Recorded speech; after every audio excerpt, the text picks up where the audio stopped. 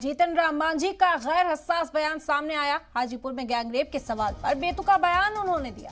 Gangrape के viral video पर पूछा गया था सवाल। 12 करोड़ की आबादी है, ऐसी घटनाएं होती रहती हैं। हाजीपुर में नाबालिग से गैंगरेप के बाद वायरल वीडियो पर जीतन राम मांझी से जब सवाल पूछा गया तो उनका ये बेतुका जवाब सामने आया। उन्होंने कहा कि 12 करोड़ की आबादी है, ऐसी घटनाएं होती रहती हैं। तो एक बार फिर बिहार में सियासत गरमाने वाली है।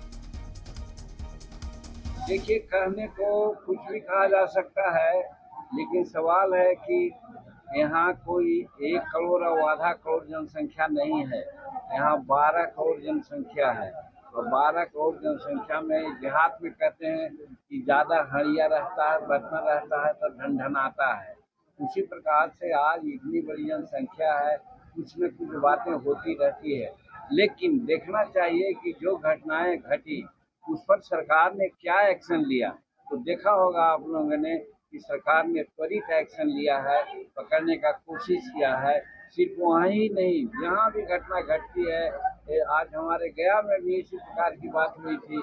24 घंटा में कल को पकड़ कर लाया गया। तो ये सब काम है, बिहार सरकार काम कर रही है।